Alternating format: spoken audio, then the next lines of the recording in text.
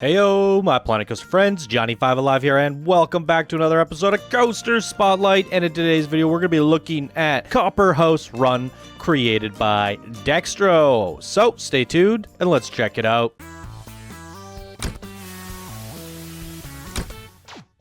Alright, this was sent in by one of our Discord master builders and golden patrons, Dextro. Thank you so much for your support.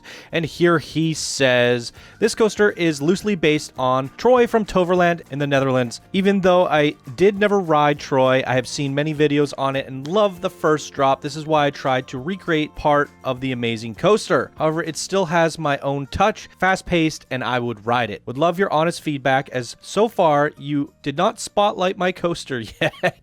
Thanks for your amazing channel. Have fun. So I just want to touch on that really quick. Dextro, you did mention that you have not been featured yet. Could have sworn I featured something from you a while ago, but just to let everybody know, there are two submission forms, one for patrons, one for everybody else. If you become a patron, you will have access to the priority spotlight submission form on the Patreon page, and as well as it's pinned in Discord in the patron only chat, which you get access to for becoming a patron. If you use the Patreon spotlight submission tool, you get higher priority over everybody else. Dextro, I think I'm only seeing your name come up once. I'd have to open it up. Let me check. All right, looks like I have another one from you here, Calypso. So there we go. We got another spotlight from you there. I try to spread it out, guys. We have a mixed, obviously the show, I want to do a mixture between patrons and non-patrons. However, this tool, we used to be on an old system, okay? So the new system is now in place and I've just started moving over to it, which means there's a buildup of patrons who haven't been featured. And because they've been a patron for the last couple months, it's only fair that I try to play catch up. So you will notice that there are more patrons in the next week or so, or week or two, while I catch up. But currently, after I've pulled out a handful of patrons, there are only 9 more patrons waiting for a spotlight, which we will try to get to next month. So don't worry, all the patrons, if you guys have used the form, you will get a spotlight, and I'm going to get to everybody here. After we're through all the patrons, it should just, it'll be like actually a very small percentage. The amount of submissions I have from people versus patrons, the patrons are like 5%. So it shouldn't be hard to get caught up here. But my apologies, guys. The system did break, and we've redeveloped a whole new one, and I'm using it now. Big shout out to Floss, and thank you for that. All right. So that's a lot of talking. Let's get right into the coaster now, shall we? Alrighty, everybody. Here's a look at the blueprint. Gee golly whiz. That is some really nice rock work, Dextro. Now, see, some of these things catch me for surprise. He says it's based off Troy, Toverland. Troy. I'm going to quickly Google this. All right. So I got a quick glimpse of what Troy looks like. Definitely resembles the first drop. Love that. And as he said, it has his own twist. So very cool. Spin on Troy here. So the rock work, I was talking about the rock work. I really love this rock work, and what's really good about it is, you know, usually I tell people to mix in a variety of other rocks, other colored rocks, but I think you've done a really good job of making the rock pile match the western terrain, and I don't think it needs other colored rocks. You've done a really good job of creating a lot of noise with the bushes, the rocks, the formation, and how you've rotated them, that it looks really superb. So that's definitely something that's standing out to me right away, so I wanted to quickly point that out and talk about it here. Let's push play on this. So Copperhouse Run. Honestly, I don't know how... Okay, maybe I'm going to pause it again. The coaster's a little bit loud. I don't know how I feel about this vintage carnival font on the coaster here. It feels a little bit off for me. I would have liked to see something more of a Western take. I love the look of the buildings. Everything's looking really great. Lots of copper incorporated, so that's good. You definitely have a running theme here, and you strayed away from the generic Western feel. You got these hodgepodgey buildings. It feels like a bit of a mining facility of some sort. You got pipes running around, copper pipes everywhere. So you definitely pushed a theme and an element. It's not just a Western boarding station with a coaster coming out of it. So I love that attention to detail there. It looks really good. And again, the rock work is superb. So that's my thoughts on the artwork. I don't really have any feedback for you for artist-wise, actually, I gave you some feedback on the sign there. I'm not, and this arrow, honestly, I think that arrow is horrendous. That's a terrible choice. I would have made an arrow out of wood again. That's so unfitting for me. Yeah. Other than that, though, got nothing for you. I think you've done a superb job on the artistry. So, wooden coasters. I like a good wooden coaster. The design of this looks really smooth. And I'm coming off of a park spotlight, which was Adventure Time. So if you guys have seen that already, I don't know if you've seen it yet. I don't know how I'm releasing these videos. You probably haven't seen it yet. But one of the things I talked about a lot was taking the momentum of a coaster. When you come off that initial drop, you bring it back up. But bring it up ever so slightly to a point where you still feel like you're getting a little bit of air time around the hills. Now this is a banking turn, but I think it's brought up just nicely to a point where we can actually give this a test run. I feel like it's gonna come over here very fast, but also slow down.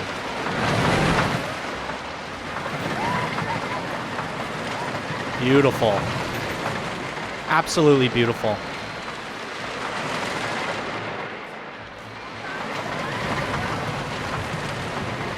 Beautiful.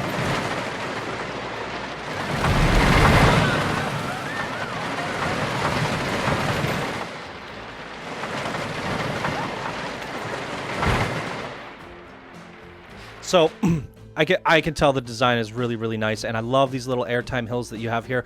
As it's coming over these little hills, it has a lot of speed, so you're going to feel that little lift up out of the seat as you go over it. So I think the coaster design looks awesome, and especially because it's weaving in and out of itself, going over top, has bridges. The layout is really interesting, and the use of momentum looks absolutely superb. So let's jump on it and give it a ride for ourselves. I feel like I've talked myself out and haven't ridden the coaster yet. You guys are probably yelling at the computer right now, leaving hateful comments. Let's get into this. There's a look at all the stats, guys. Let's get on it.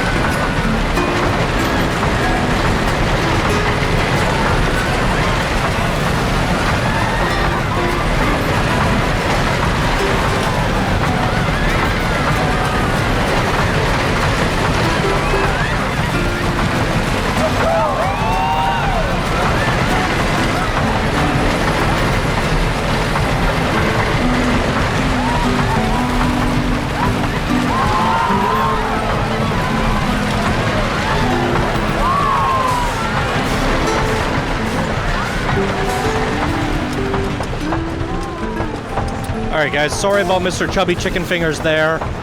We will give this a track view.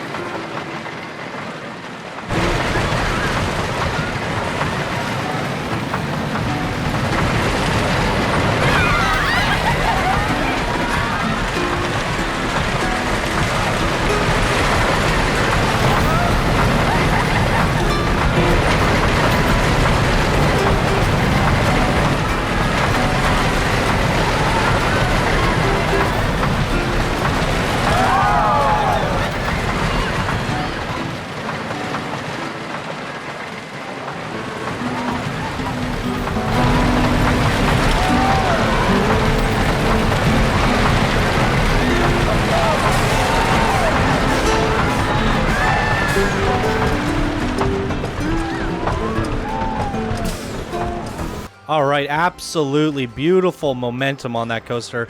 Definitely love the design of this wooden coaster. It's smooth. I love the track view perspective. It was so butter smooth, silky, elegant, amazing, really good stuff. I also like that, what is it, the World's Fair Moroccan music?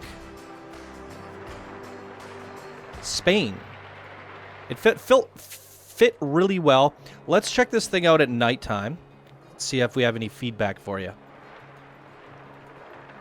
Okay, I'm not a big fan of people lighting the rocks up orange. You might know that of me by now. But this isn't too heavy. They're not just like glowing orange. It actually has this soft undertone red lighting that gives it a little bit of an eeriness.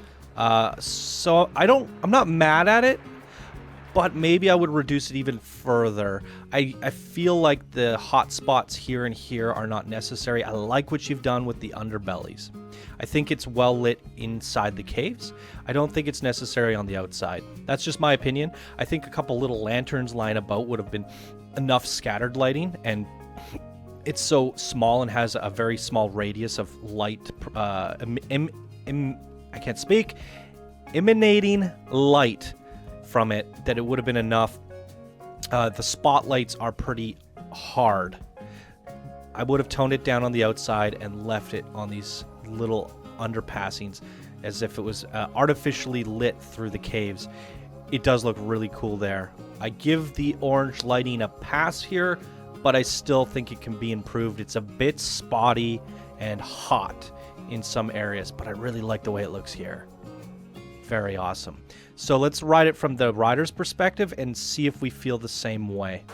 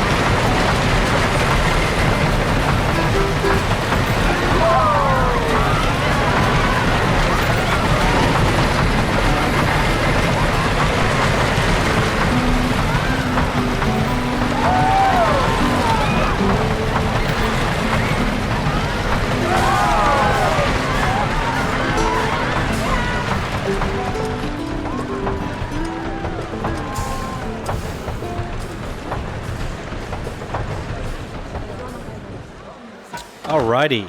So how do I feel after? I still feel the same. I think the lighting could use some work. I would go a little heavy like you did here and then gradually run it off. Then have like little lamps and stuff scattered about. Some of it's lit really well and some of it just feels artificial. So I don't mind it when you have unlit areas in Western with just a lamp maybe here or something like that.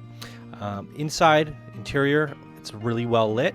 It's not overpowering. Generally, the lift hill's well lit, just using those default lights. I think it's pretty good. Back to daytime, though, I can't find anything wrong with this creation. So if you're looking for feedback, Dextro, it would just be some bits of lighting. But I have to say, your lighting is a lot better.